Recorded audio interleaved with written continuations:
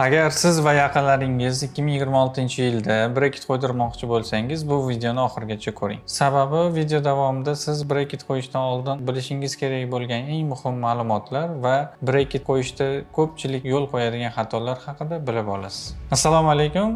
Men 9 yillik tajribaga ega stomatolog-ortodont, falsafa fanlari doktori Qodirov Jasur bo'laman. Birinchi bo'lib, brekit tizimi o'zi nima va kimlarga tavsiya qilinadi?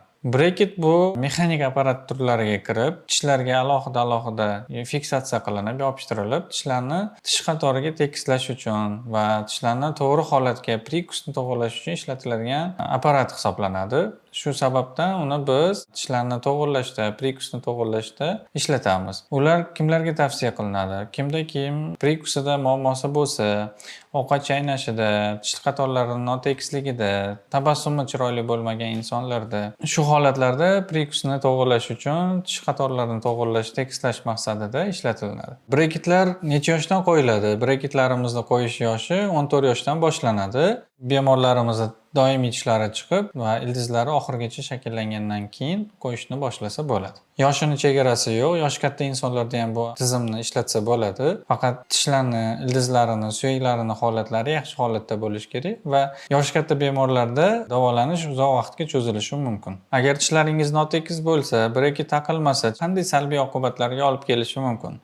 Birinchidan, tishlarimiz notekis bo'lganda uni yuvish, tozalash qiyin bo'ladi va bunaqa holatlarda tishlarning orasida ko'plab karieslar rivojlanadi va tishlar tezroq yomon holatga kelib qolishi mumkin. Ikkinchidan, tishlarimiz notekis bo'lganda ovqat chaynashimiz mukammal bo'lmaydi, ya'ni luqmani yaxshilab maydalab olishimiz qiyin bo'ladi. Bu narsa oshqozon traktiga, oshqozon ichaklariga zarar yetkazishi mumkin. Uchinchidan, tishlarimiz notekis bo'lganda bizda bo'g'im boshchasi, ya'ni chakka pastki jag' bo'g'imida disfunksiyalar, ya'ni uni muammosi yuzaga kelishi mumkin. Bu hammasi nisbiy, hammada ham xuddi shunday bo'ladi deb ayta olmaymiz. Ba'zi birlarda shu narsalar kuzatilishi mumkin.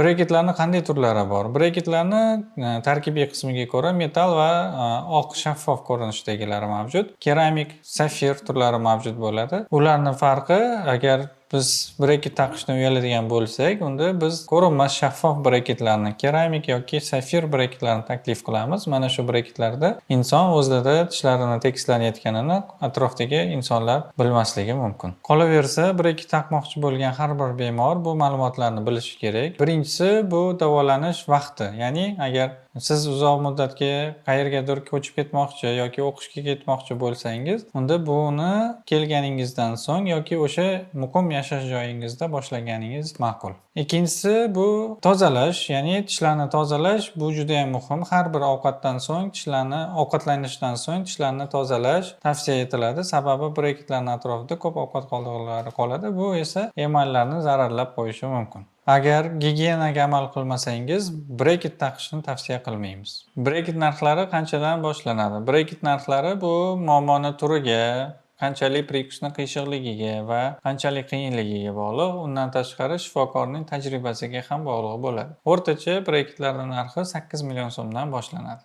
Brekit taqmoqchi bo'lgan insonlar uchun konsultatsiya jarayoni bu juda ham muhim hisoblanadi. Sababi mana shu konsultatsiya jarayonida davolanishni deyarli yarmi hal bo'ladi. Ya'ni sizga to'g'ri tashxis qo'yilsa, to'g'ri davolash rejasi tuzilsa, sizdagi muammo to'g'ri aniqlansa, sizni davolanishingizni yarmi deyarli hal bo'ladi. Siz agar brekitlar qo'ydirmoqchi bo'lsangiz, albatta rentgen tashxisidan o'tishingiz, diagnostika qilinishingiz va sizdagi reja albatta bo'lishi kerak. Davolanish rejasi albatta bo'lishi kerak. Bu siz kutayotgan natijaga tezroq erishish uchun muhim bosqich hisoblanadi. O'ylaymanki, yuqoridagi ma'lumotlar sizlar uchun foydali bo'ldi. Agar siz sifatli, xavfsiz va diagnostika orqali brekitlarni qo'ydirishni xohlasangiz, quyidagi raqamlarga murojaat qilishingiz mumkin. Barcha savollaringizga javob berishga harakat qilamiz.